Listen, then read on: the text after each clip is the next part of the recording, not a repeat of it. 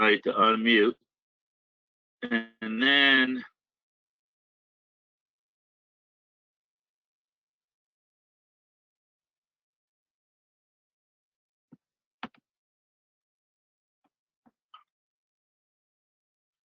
okay, so first off, has anybody ever heard of the Americans with Disabilities Act? Yes.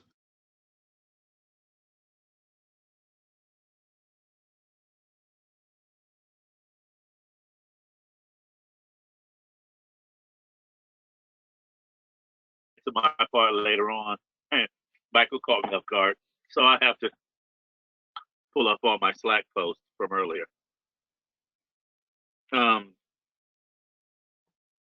so the Americans with Disabilities Act was passed in 1993 for the 57 million disabled people that are in America. There's currently 9 million disabled people in the VA. So the VA, well, there's more than that, but they're the ones. There's 9 million service-connected veterans. Well, there's 0% or not. I'm going to pull up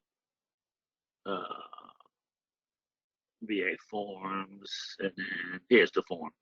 How we got started on this subject was we were all talking, and then people like Eduardo and myself, due to our disability, were having a little bit of issues.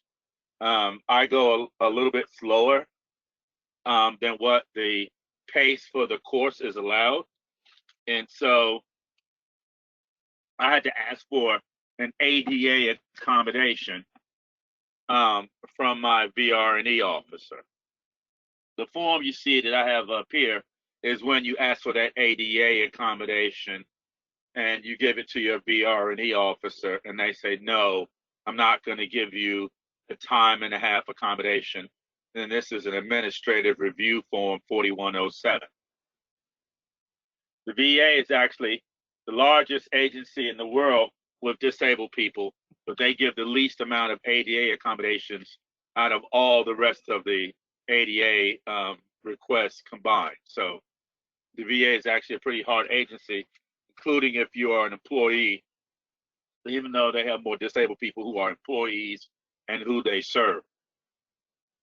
And so one of the things we were talking about was, say you have PTSD. Well, a typical ADA accommodation for PTSD is time and a half, right? And so I started this when I was getting my undergrad, and I was finding it hard to take tests. So one of the second things that they did, and this is what Comptia, by the way, or ISC2, ISSE2, actually have to do. They can provide you time and a half and a quiet room. Now, when I was talking earlier, Donald Myers said that he had been denied his ADA accommodation from Comptia, even though he had provided them with the letter, and they said that he didn't provide enough information about his disability. By law, they can't do that because the only way to deny an ADA accommodation is if it's an undue financial burden, meaning that they had to lose money in order to not give him the ADA accommodation, especially if it comes from a letter from a doctor. But I had the same problem when I graduated my BA, I wanted to go into law school. And so I literally did not take the LSAT because they would not give me an ADA accommodation. Well, I got my revenge through the Department of Justice. The Department of Justice actually sued them, and after me and a few others wrote to them about what happened, and they sued them and won $23 million. But at that time, I didn't want to be a lawyer anymore because of all the hell I went through just to get a federal law. It's a federal law that they can't deny you. And they do. You get it. I've had it happen to me at employment, at jobs. The VA is the typical one. So when I say ADA accommodation, my VR&E officer sits up. So last week I had to in order to get more time for my Comptia Sec Plus class, I asked that I put it in writing. That's one of the things you have to do. You can't just say it to them over the phone. You have to put it in writing. You have to say why, and then why you need such and such ADA accommodation. And then they would tell you to go to a doctor, or not go to a doctor. They try to tell you to get a VA doctor because they know that the VA doctors will rarely write an ADA accommodation. So earlier, I had to explain to everyone about the Veterans Choice Program, which morphed into the Mission Act. The Veterans Choice Program came out in 2016 when the VA had a backlog of getting appointments for people. And like 41 people died in the Arizona VAMC from the backlog. And then Congress went and said, okay, VA, you're going to have to find a way to have people be seen outside of the VA. And they gave them like something like $16 billion to do that. Well, under the current president, he actually did something good, I hate to say it. They created what was called the Mission Act. And the Mission Act is probably the best thing that ever happened to veterans. That's why I like to tell everyone about it.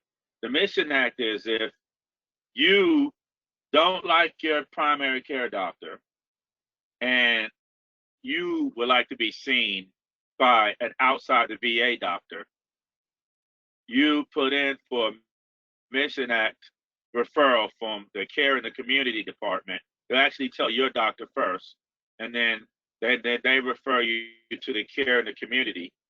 And then the Care in the Community will have a Tri-West, which is the company that pays these people, sends you a referral. And then that referral, they'll ask you what primary care doctor you would like to see.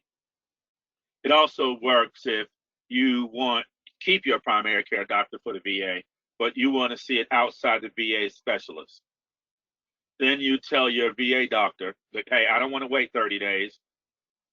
I want to go and see a knee specialist or a back specialist. In my case, all of my care is care in the community. I don't see my behavioral health is now care in the community. I have a primary care doctor who's care in the community, and all of my specialists are at hospitals somewhere. They're not a VA hospital.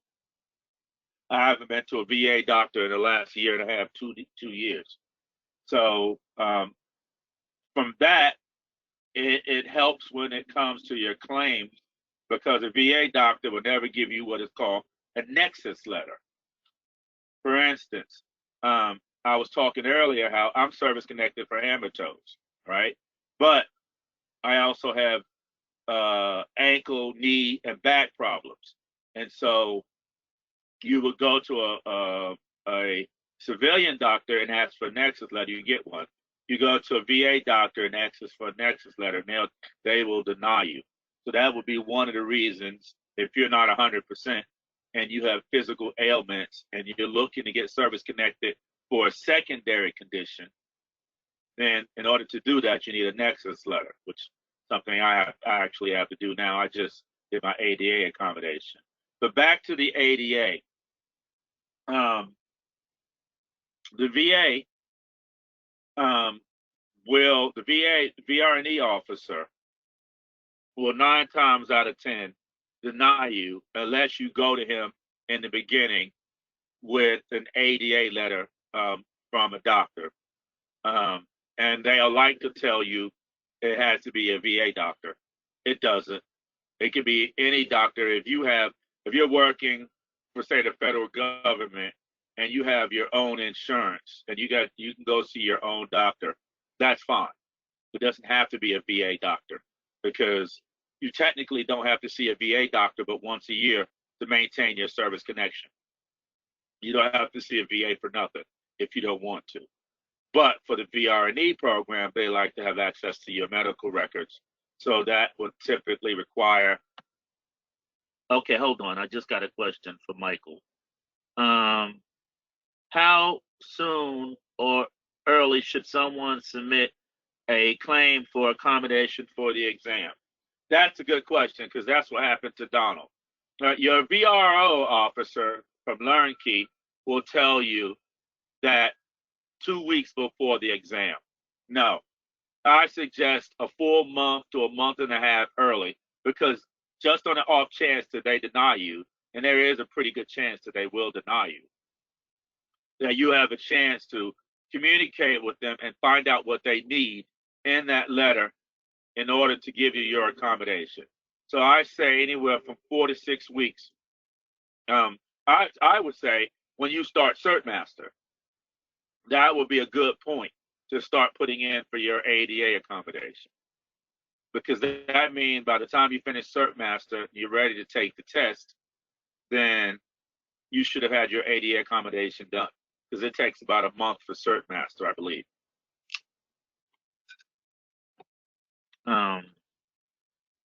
Okay, Anthony, I missed the 11 o'clock session. So you missed the earlier session.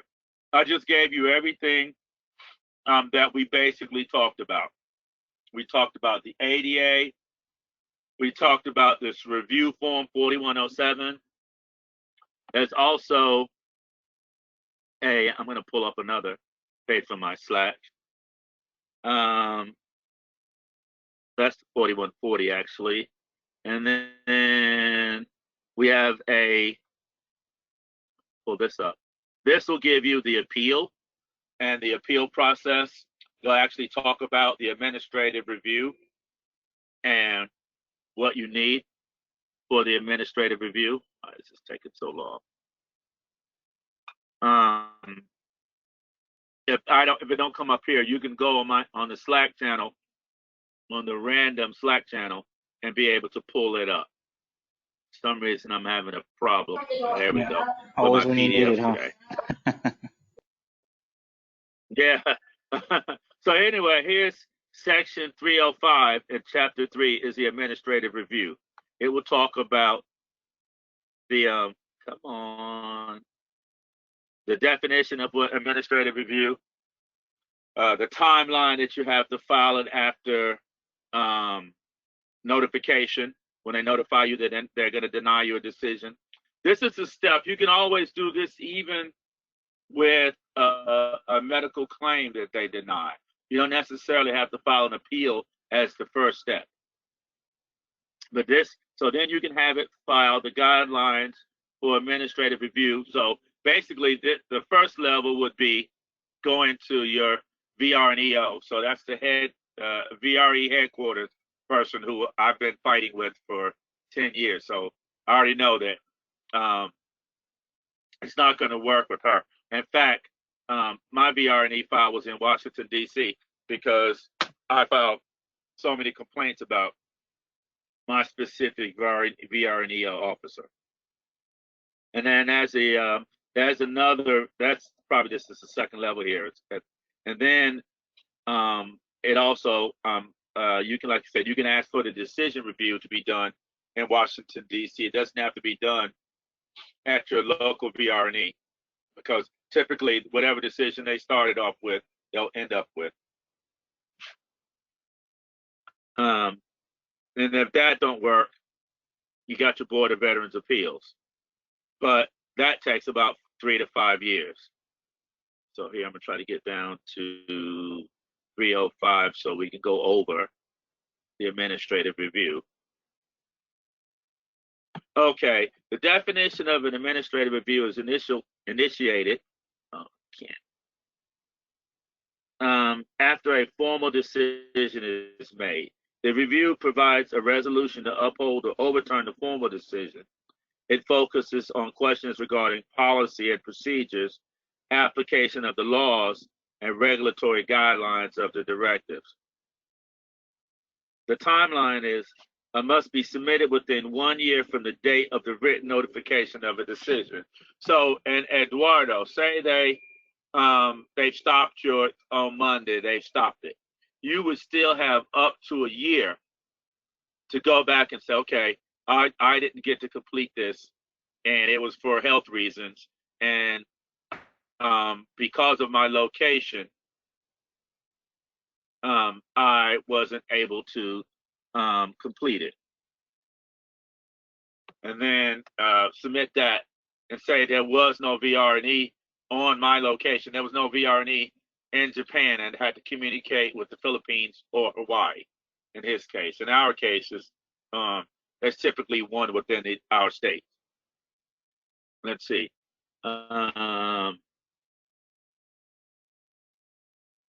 Okay, the veteran's notification of the outcome. The regional office, that's where it's normally done at, notifies the veteran in writing about the outcome, typically. But if it's like a VR&E issue, you'll hear from your VR&E officer as well.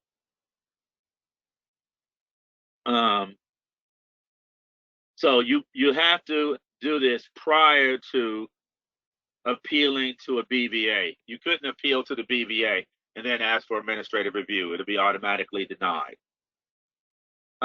You have to file a notice of a disagreement. That's always the first process in disagreeing with a decision.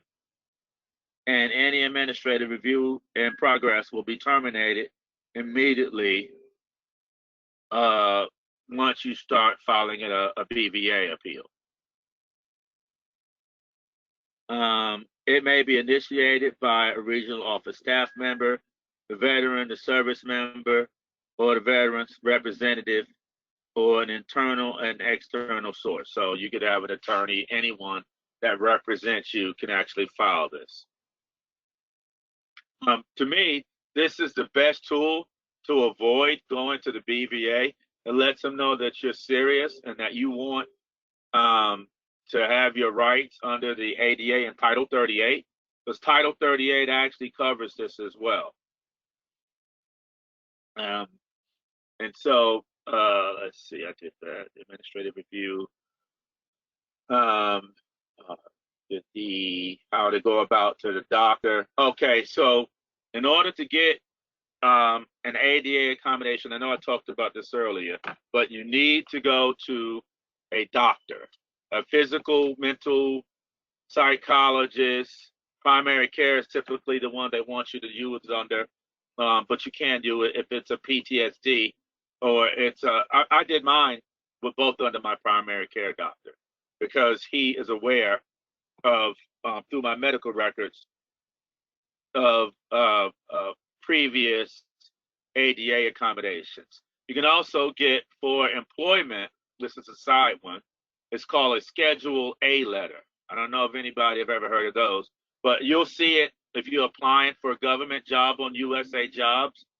One of the things they're asked for is a schedule letter, along with your veterans letter, which gives your percentage of service connection. A Schedule A letter could say, in my instance, it says that I'm severely disabled and I would do well to be working in an information technology or an administrative field. It doesn't necessarily have to say you need a remote work. That would be an ADA accommodation. It just tells them that the doctor has certified you to work, even though you're severely disabled. And it's a good thing to have for USA Jobs. That will get you a non-compete position, which means if you're applying for a job on the USA Jobs and they're certifying and they have a certificate available for a non-compete, that means only another veteran with your education, certifications, and a PTSD rating yours or better would qualify above you. It's almost a guarantee for a job, unless, like what happened to me last week, I had a non-compete with the Department of Commerce, and then they decided not to fill the position. So I had a guaranteed job, and then they decided not to fill the position because of a Schedule A letter. That's also part of the ADA process. That's one of the documents you should have in order to get an ADA accommodation from your job. So you could say, here, look, my doctor says I'm good to work. My doctor also says I can work remotely because of my PTSD and I suffer from anxiety. To be honest, guys, that's pretty much my whole spiel on, okay, hold on, Michael gave me a couple questions. All right, the Schedule A, is that Can I get that from the e-benefits? I'm just curious too because once you started speaking about employment as well, um, that's something I've been curious about. Yeah, yeah. You know, you Especially get with the that. You bad get a back and stuff. Schedule A from your doctor as well. So when I did mine last week, I asked for both an ADA accommodation for education for time and a half, and I asked for a Schedule A letter for employment because my old one was from 2015, and so you want to have one within every 5 years. Okay. And but that what I was talking about when I say that's for a non-compete. If you're trying to get a government job through USA Jobs, and you want to put yourself, you already got your 10% because you're 30% or more, right? But if you have a Schedule A letter on top of that, that then puts you in the non-compete category because they can say, okay, he's 30%, but is he able and qualified to work? Has he been medically released to work? And that's what a Schedule A letter does. It puts you as a medical release, and it also puts you in the non-compete status. It means he's qualified through his education and certificates. He's eligible for the veteran's preference through his VA letter of service connection of 30% or more. And he's also physically and mentally able to do the IT work because his doctor has wrote this letter that said that he's severely disabled, but he can do the IT functions. And that, like I said, gives you non-compete set aside. If long as the agencies are doing, now they're supposed to actually, if they get 3 or more veterans in a certain category, they're supposed to make one of those certifications a non-compete. So whoever, even it's a non-compete unless the person you're competing against is a veteran, and then it's based upon education, experience, or whatever like that. Oh wow. You can also ask them. So once you apply to a position on that USA Jobs, at the bottom of it is usually a contact number. If you want to contact like the HR for the Commerce Department, they will have that on the bottom of the announcement once you apply to it, and then you could call them and say, "Hey, I would like to be submitted for a non-compete," um, and then put that on record. So yeah, I'm actually interviewing on Monday for another non-compete job. So Hey. thanks to my new schedule. Yeah, give me. Well, I passed two. It's talk about a horror story, right? I was telling Michael a couple weeks ago. I'm like, yeah, I just had this great interview with the Commerce Department of Treasury, and I'm qualified for 9 jobs. Yeah, they gave me a certificate for 9 jobs, which means I was in the top 3 candidates for 9 jobs. Then Parkersburg decided not to fill 4 of them. One, and then they decided not to fill the non-compete. So and then and then they did. Then out here where I'm at, they decided not to fill the GS7, and then they tentatively offered one of the GS9s to somebody else because they thought that I was going to get the non-compete. So I only had 2 left until I got a call yesterday saying, "Hey, we want to interview you for this job like Monday." I'm like, "Oh, that's great." So, but that's all again through the Schedule A, the veterans letter, and you don't. Oh, by the way, on an ADA accommodation for a job, you never have to say that up front.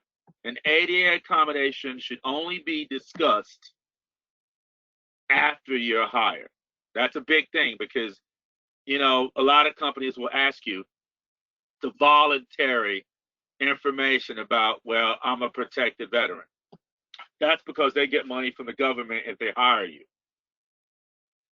So I'm at 2 minds when I tell people, should you say yes to that because the protected veteran means that you're disabled? That because they're going to follow that question up with, are you disabled?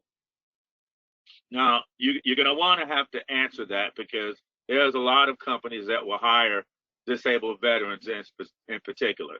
But it really works well for U.S. government jobs. So that's the ADA when it comes to the VA. That was also an ADA when it comes to employment. And with a segue into Schedule A, which is another form of ADA documentation. So an ADA is for education employment. A Schedule A is for employment. And I posted up an actual link to all VA forms in the random section of the Slack, and also the review form that you would need to file. And I So, always suggest that you're gonna, go ahead. so who fills out the Schedule A? I mean, who qualifies? You have to go to your VA doctor, or I missed that part. Or you can use any doctor. Any doctor Oh, who has seen you. They okay. like my doctor started off my letter with Vincent Cannady is under my care. Okay. And then it goes on from there. So would So you All right. say it if you see helps a your VA chances doctor, of? Oh, sorry. no, go ahead. Yeah, Would, it does. A would you Schedule A say letter. it helps your chances of employment through USA jobs? Oh yeah, definitely. Like I said, Oh, where I'm have you in for been two this whole time, non-compete. Vince? I'm so glad. Thank you, man. Yeah. Schedule A will definitely put you in a non, because anytime you get to a non-compete status, that takes away about, say, one job I applied for had 400 applicants. So they were only going to hire a non-compete person. And so I was one of the three who were qualified, or what they call highly qualified. You can be qualified in USA jobs and highly qualified in USA jobs. That typically, the highly qualified even puts you in a non-compete status. So a Schedule A will always get you in that status, along with your 30% or more disability letter from the VA. Those two things work in conjunction. And again, you don't have to give them an ADA document until after you're hired. Or even if they don't offer you the job, you can go back to them and say, "Hey, I'm a disabled veteran. Here's my ADA. Could y'all work a way of hiring me?" I've got a job that way. I was turned down initially, and I went back to them and said, I'm a disabled veteran and I'm looking for employment." And they say, "Oh, you should have told us." I'm saying, "I don't have to. Under the law, I don't have to tell you in the beginning, because some companies will use it against you." The USA jobs and the US government don't, because they have a mandate to hire veterans, right? They have to hire so many disabled veterans um, per year. And that number is actually, I usually look it up before a class like this, but that number is it's also on USA jobs, or it's on the census on how many disabled veterans are employed. And it's really a high number. It's something like, out of the 3 million government employees, it's like 300,000 plus are disabled veterans. We are the largest group per capita to have government jobs. So yeah, that Schedule A, Michael, it will crack that door where no other way. Oh, great. Yeah, I've And been asking for that. yeah, have you seen that? When you apply to jobs, have you seen that on that list of documents? I You did, should but have I seen never that, knew what it Schedule A. was. I never knew what it was, and so I've never provided it. I was always afraid that I'd either give the wrong information or, and it's a little intimidating, at least for me, to go to USA Jobs and they ask you all these questions, and um, yeah, it's tough. I have applied 4,000 jobs in the last 10 years. I did so many that they cleared my archive out 3 times.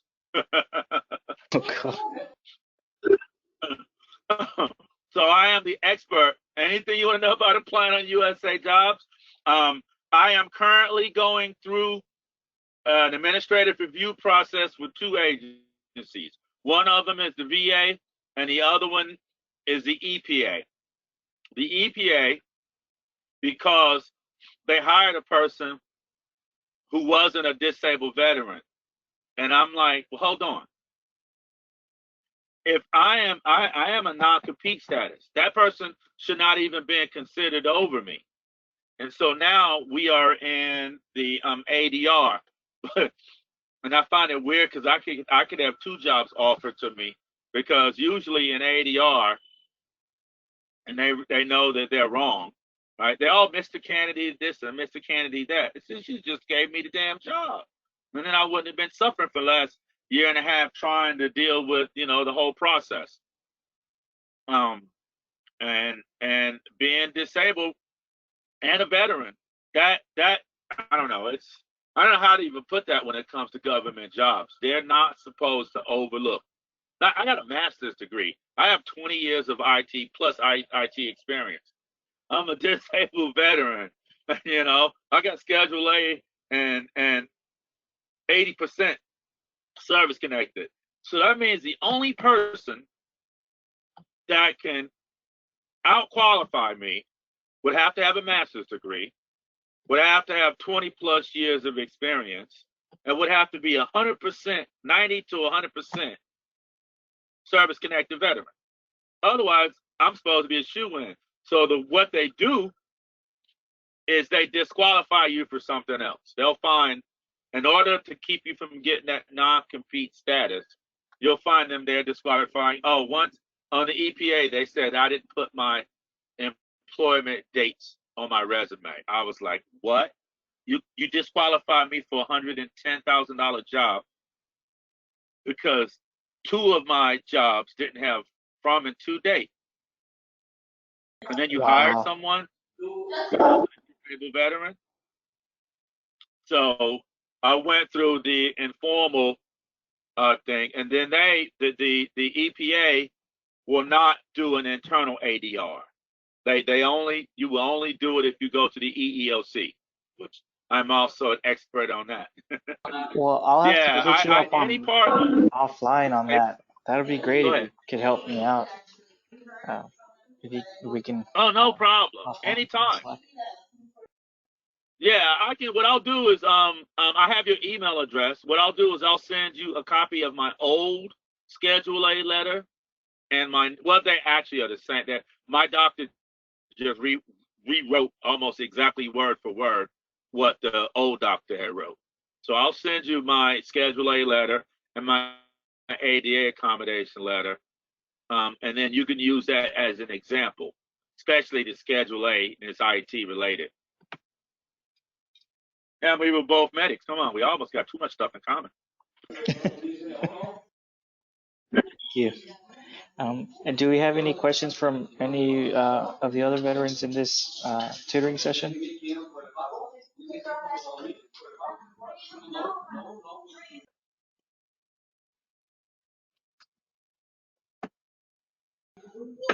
Okay. Well, thank you very much again. I'm going to go ahead and stop the recording now.